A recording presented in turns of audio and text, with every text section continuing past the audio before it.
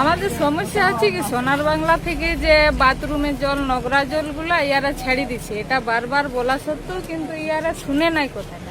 বলরামপুরের যে রিসোর্টে অযোধ্যা পাহাড়ের পর্যটন উন্নয়ন নিয়ে সভা করেছিলেন রাজ্যের পর্যটন মন্ত্রী, এবার সেই রিসোর্টের বিরুদ্ধে উঠল নদী দূষণের অভিযোগ। এবার নদী দূষণের অভিযোগ বলরামপুরের একটি বেসরকারি রিসোর্টের বিরুদ্ধে বৃহত্তর আন্দোলনের হুঁশিয়ারি এলাকাবাসীর। একধারে ভগ্নপ্রায় সেতুর উপর দিয়ে জীবনের ঝুঁকি নিয়ে বিপজ্জনক যাতায়াত, অন্যধারে নদীগর্ভে বিষাক্ত বর্জ্যের অবাধ নিষ্কাশন। দ্বিমুখী সংকটে বিপর্যস্ত পুরুলিয়া জেলার বলরামপুর ব্লকের পোনবাইদ এলাকা। সাঁকো বিপর্যয়ের টাটকা ক্ষতের মাঝেই এবার পোনবাইদ নদীতে ভয়ানক নদী দূষণের অভিযোগ উঠল।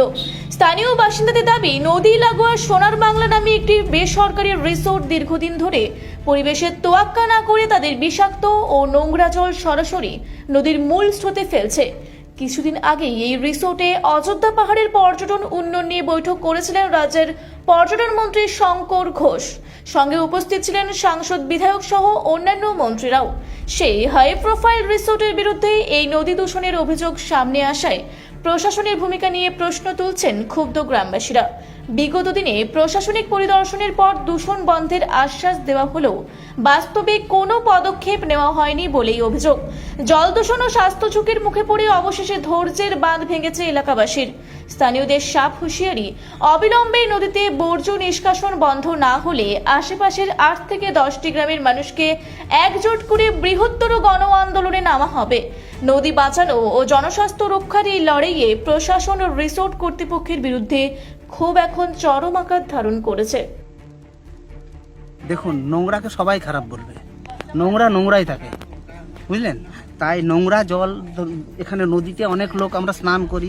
এখানে আশেপাশের যে গ্রামগুলো ধরুন, চিরগোড়া, আপনার হাতুয়াল, চাউনিয়া, ওদিকে বাঁশিডাঁড়, এই নদীর জলে অনেকেরই অসুবিধা হতে পারে।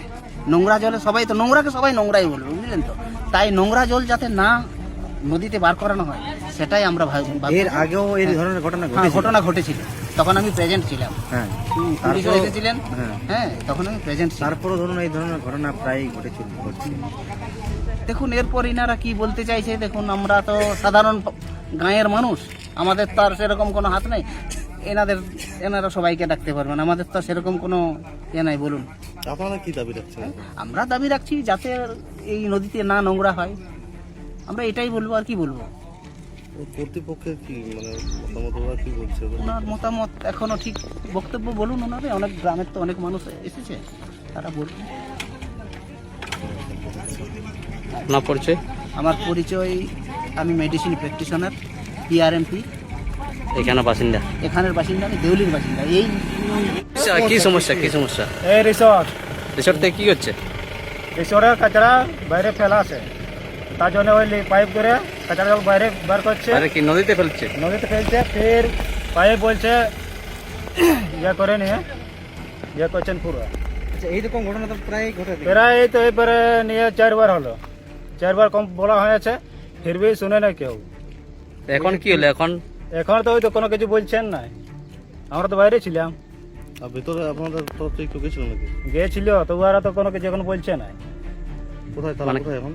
এখন তো কোনো দিকে হয়তো পয়লা কোন দিকে গেলে কি মনে করছে ভিতরে কি আলোচনা হলো? আলোচনা এটাকেই দাবাবার কথা বটে, যাতে এই জিনিসটা হতেই থাকুক। ওদের মুখে মনে হয় কোনো কিছু বলেছে। কোন জায়গায় ঘটনাটা? এটা কোন জায়গায়? এটা পইনবাজ। আর এই যে রিসোর্টের কি নাম? সোনার বাংলা। আর নদীতে জল মিশছে নাকি? আর নদীতে মিশছে জল। কি নাম? আমার নাম যজ্ঞেশ্বর মুর্মু। কি চাইছেন এখন আপনারা? কি চাইছেন? আমরা এই আমাদের সমস্যা আছে কি সোনার বাংলা থেকে যে বাথরুমের জল নোংরা জলগুলো ইয়ারা ছেড়ে দিছে, এটা বারবার বলা সত্ত্বেও কিন্তু ইয়ারা শুনে নাই কথাটা। ম্যানেজারকে বলা হয়েছে অনেকবার, 2-3 বার এটা নিয়ে অবজেকশন করা হয়েছে, থানায় কি বলবো দরখাস্ত দেওয়া হয়েছে, তা সত্ত্বেও ইয়ারা এটা গুরুত্ব দিচ্ছে না। এবারও কাল পরশু এতে বড় জল পড়লো, এটা তো ইয়ারা বড় একটা মোটা পাইপ লাগাই দিয়েছিল এখানে, এটা ওই যে আজকে বলার পর ইয়ারা পাইপটা খুলে দিয়েছে, ওইখানে বন্ধ করে। প্রায় এই ধরনের ঘটনা ঘটছে। গ্রামবাসী থেকে অভিযোগ হয়েছে, যেমন সোনার বাংলার যে বাথরুমের জল নোংরা জলগুলো কোনো জলেই নদীতে যেমন না ফেলে ইয়ারা। এটাই আমাদের দাবি। বলছেন যে দীর্ঘ মানে কয়েকবার আপনারা জানিয়েছেন, তারপরে ধরুন এই ধরনের ঘটনা ঘটছে। হ্যাঁ, এটা কয়েকবার জানা হয়েছে কিন্তু ইয়ারা শুনছে না।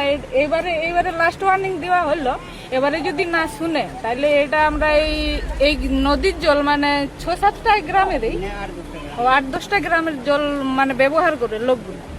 তো এটা ওই 8-10টা গ্রাম মিলে এবারে বড় আন্দোলন করা হবে, এটা যদি ইয়ারা না শুনে। এটা কোন নদী? এটা পনবাদ নদী। নাম আপনার? পূর্ণিমা কিস্কু। খারাপ জল আসো, আমি তো বলছি তো আসো। না ভিডিও করার মানে কেন করতে দেবেন?